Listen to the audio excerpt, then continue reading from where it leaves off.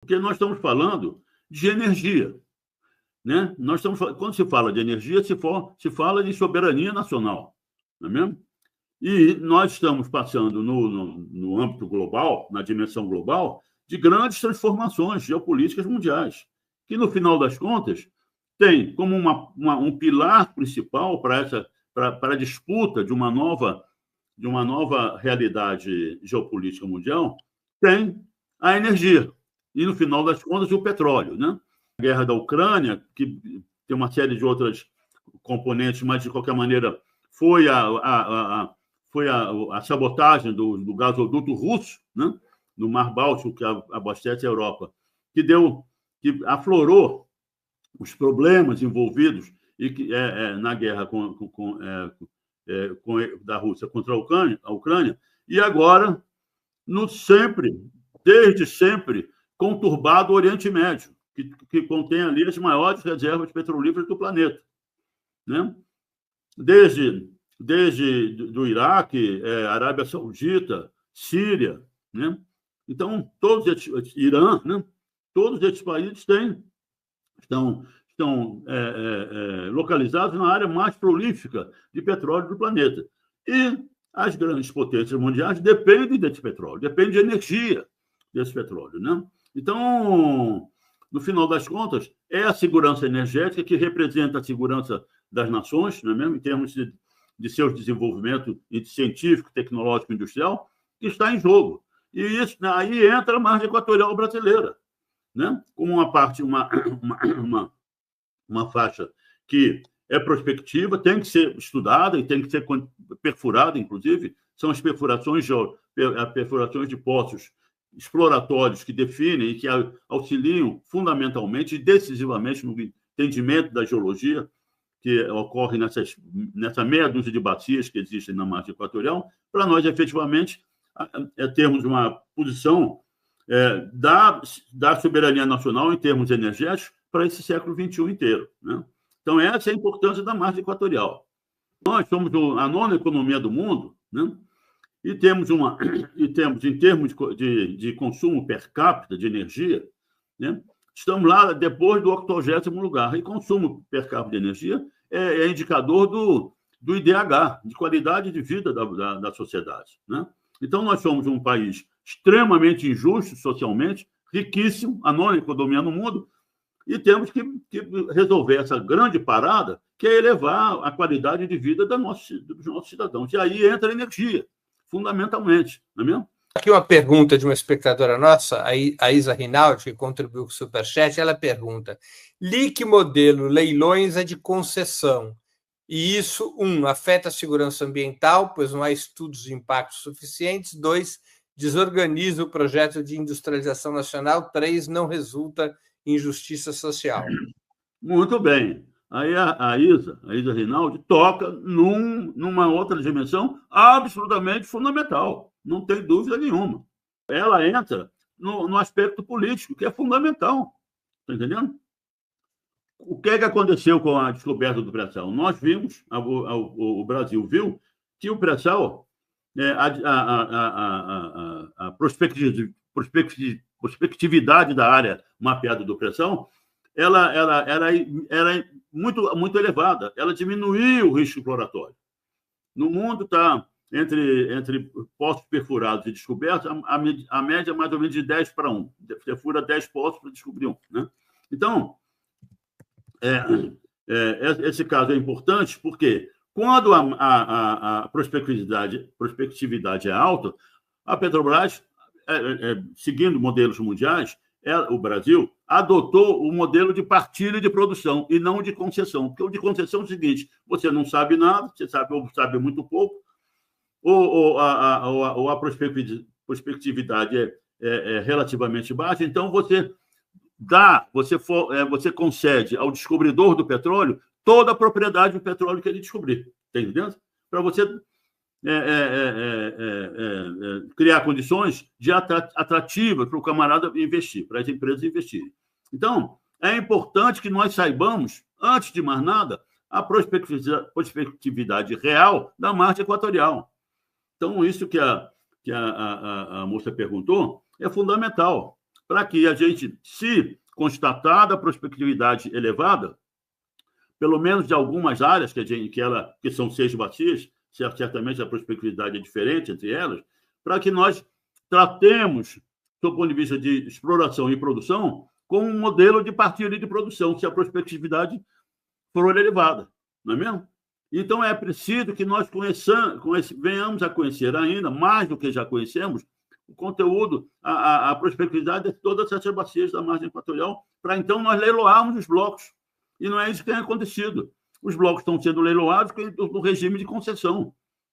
Está entendendo? Então, nós estamos arriscando a descoberta de grandes volumes, de grandes reservas, e que o petróleo pertence ao concessionário. Isso é fundamental porque estamos tratando de soberania nacional, meu amigo. É a grande produção, por exemplo, do pré-sal brasileiro, que nós temos que aproveitar, porque o petróleo está aí hoje, já está mais de $75 o barril, e nós produzimos o pré-sal a menos de $30 o barril. Isso é uma vantagem competitiva de você ter energia barata no seu país para promover a indústria, promover o bem-estar social, tá entendendo? E promover uma indústria que atue competitivamente, porque tem energia barata. Porque na Europa, quando tiraram o gás russo, a economia europeia colapsou, porque está importando gás liquefeito, né? E também dos Estados Unidos, preços caríssimos. Então, a energia barata é fundamental e o pré-sal tem que ser preservado para nós aumentarmos a competitividade no mundo multipolar, né? Quando a integração multilateral deverá ser feita em patamares competitivos entre o país e o restante. Então, o pré-sal, o petróleo no Brasil, é uma grande ferramenta de competitividade brasileira no mundo multipolar e de melhoria da qualidade de vida da nossa população. O que não pode, Breno, aí você me permite, acontecer o que nós estamos vendo. Quer dizer, o Brasil se arvora a ser um país preocupado com a transição energética, enfim, que nós temos uma matriz energética muito bem equilibrada, mas nós estamos exportando 1,5 milhão de barris por dia. Então, se a gente exporta 1,5 milhão, nós somos responsáveis pela emissão de CO2 nos países que queimaram esse petróleo. Não é mesmo? Então, há uma contradição. Quer dizer, nós nos esforçamos para manter uma matriz energética muito bem equilibrada e nos apresentamos ao mundo com essa imagem que é elogiosa, mas exportamos 1,5 milhão para outros queimarem. Então, há uma contradição nisso. Quer dizer, esse 1,5 milhão, na verdade, em termos de emissão de CO2, tem que ser colocado na matriz energética brasileira. Não é mesmo? Então, e aí, quando coloca isso na matriz energética brasileira, nós temos 80-20, e não os 50-50. Então, há uma contradição na exportação de petróleo. Essa contradição nesse aspecto, e também, maior ainda, na preservação de nossas reservas energéticas, para nós efetivamente utilizarmos internamente para a melhoria das nossas condições sociais e da produção industrial brasileira. Há uma contradição aí.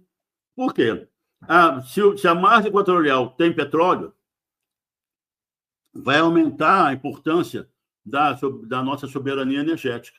E nós somos um país gigantesco, que vamos competir mundialmente, inclusive com a energia barata produzida com a nossa produção industrial, como muito competitiva. Então, é isso. Novamente, a descoberta do pré-sal deu na ponte para o futuro, deu em golpe de Estado, prisão do Lula ilegal, e tudo isso que nós estamos vivendo hoje. Não é mesmo? Praticamente privatização da Petrobras, entrega de áreas do pré-sal, inclusive com participação de muitas empresas estrangeiras, é isso aí. É o Brasil. Nós estamos falando de um baita de um país que era um gigante de pés de barro, que nós tínhamos energia. Descobrimos a bacia de Campos, né? com o monopólio estatal do petróleo. Nós nos tornamos autossuficientes em 2006, com campos descobertos como monopolistas de petróleo. E viemos o pré-sal. Então, é que está. É o peso do Brasil, o peso baita desse país, riquíssimo, né? num novo quadro geopolítico mundial que está em transformação. O órgão de energia americano já está alertando que as reservas americanas estão se esgotando. Por isso é que vai valer tudo no Oriente Médio, como está valendo. Agora, Guilherme... O Iraque foi destruído, a Líbia foi destruída, o Iraque foi destruído, a Síria não existe mais como país há muito tempo, que a leste do rio Eufrates, onde existem os campos de petróleo, já estão com os curdos e as empresas americanas há muito tempo, não é mesmo? Israel vai estar anexando Gaza. Descobrimos o pré-sal, veio o Lava Jato, com corrupção na Petrobras, que não poderia ter acontecido, mas isso é outro pronto, né? E veio houve a deposição da Dilma, da presidenta, ilegal, como já está comprovado, e veio o governo Temer, que modifica a lei das estatais e das SA, que a Petrobras é uma estatal, mas é uma SA também, e modifica, e tira do governo o poder de gestão dessas suas empresas, não é mesmo? Modifica o estatuto dessas empresas e tira o poder de gestão direto do governo em relação às suas empresas estatais. E é isso. Entra o governo Lula, elegemos o Lula, e aí vamos... Muito bem. Essa pergunta, como sempre, falou em energia, o ambiente, o horizonte é amplíssimo, né? Uma coisa são as eleições congressuais. Tem dezenas de candidatos, dezenas de partidos, essa coisa toda. Outra coisa, Belo, eu não vou dizer isso para você, isso aí é universal, do conhecimento universal. Quando você escolhe entre dois presidentes, como nós escolhemos, né, na eleição de 22, o povo brasileiro fez uma opção de Brasil, porque os dois presidentes defendiam e praticaram nas suas atividades, quando governo, modelos de país que são mutuamente excludentes. Ou é um, ou é outro. Ou é um país soberano, dono do seu futuro, ou é um país dependente e de terceira categoria num mundo em transformação. Então, o povo brasileiro fez a escolha para o Brasil contrário àquele que estava governando o país desde o golpe de 16. Né? Muito bem. Então, essa é a essência que tem que caracterizar os nossos governos. Os governos o governo que foi eleito em 2022. No caso da Petrobras, vamos lá. Demoramos 1 ano e meio para trocar a direção da Petrobras por e nesse 1 ano e meio, praticamente a Petrobras atuou como atuava no governo anterior. Não é mesmo? Vendemos campos, aquela mesma coisa, não houve quase mudança nenhuma. Mudanças gerenciais não ocorreram praticamente, né? Ainda que alguns diretores tenham mudado, essa coisa toda. Muito bem. Mudamos a direção da Petrobras. Então, a diretoria da Petrobras é chamada diretoria executiva. Por que é executiva? Porque ela tem que executar a política de governo, que é aprovada no Conselho de Administração. Muito bem. A composição do Conselho de Administração também foi alterada pelas leis do Temer. Então, era necessário, na minha visão, que o governo brasileiro, esse governo que elegemos em 2022, anulassem as leis do governo Temer, que retiraram do Estado brasileiro o poder de gerir as suas estatais, através de medidas provisórias, né? Que entram em vigor na data de sua publicação. Boas medidas provisórias, retomando a legislação pré-golpe de 16 e intervém nas empresas estatais, principalmente a Petrobras, no dia seguinte. E começa com medidas que, efetivamente, reduzam o custo do combustível ao consumidor, né? Rearrume a Petrobras para servir ao Brasil e não a seus acionistas privados, né?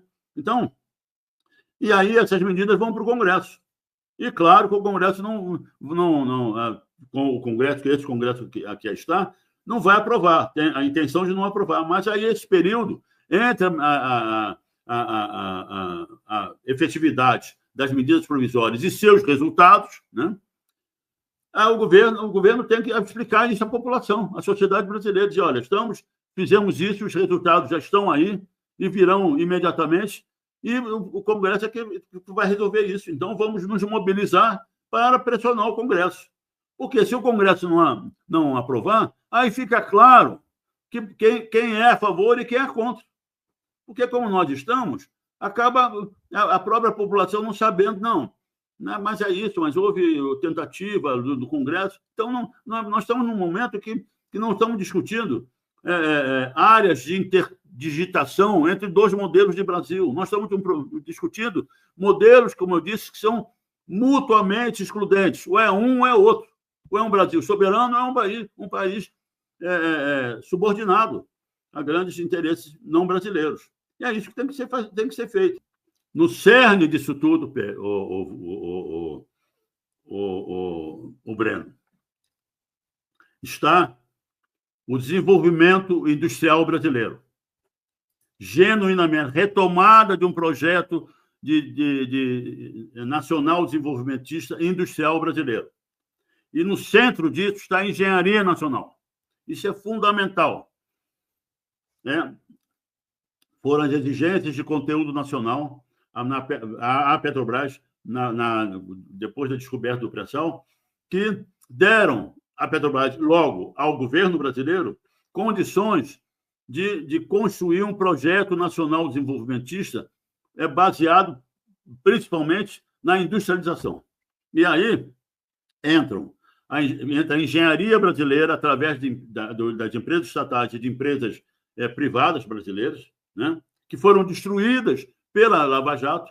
Tem a tese de doutorado da professora Juliane Furno, que hoje é professora na UERJ, lá em Campinas, com o professor Beluso, apontou nas suas conclusões em paralelo que um dos principais objetivos da Lava Jato era a destruição das empresas de engenharia brasileira. E quando você destrói as empresas de engenharia, você destrói a engenharia brasileira. Entendeu? É preciso que a engenharia brasileira seja novamente chamada a participar da reconstrução brasileira, de um projeto nacional desenvolvimentista soberano. Então, é preciso que o governo ouça as entidades organizadas dos engenheiros no Brasil. Há pouco tempo houve um congresso da Engenharia Nacional, promovido pela Engenheiros pela Democracia, junto com o Clube de Engenharia, em que esse assunto foi discutido. É preciso que o governo ouça as entidades de engenharia brasileiras para, enfim, ajudar a reconstruir a retomada de um projeto nacional desenvolvimentista. Isso é fundamental, porque senão nós vamos acabar dando emprego a engenheiros estrangeiros, a empresas estrangeiras, que vão ter na sua essência o conhecimento e a tecnologia estrangeira, desenvolvida no Brasil. Então, isso tem que ser atacado, porque isso é fundamental. Recuperar a engenharia brasileira. Outro dia eu vi um artigo, há uma deficiência de 500 mil engenheiros no Brasil. Então, aí está. Isso é fundamental que venha acontecer. Não é possível que a engenharia brasileira não seja considerada como ponto principal e central na parte técnico, científica e tecnológica da reconstrução do Brasil, né?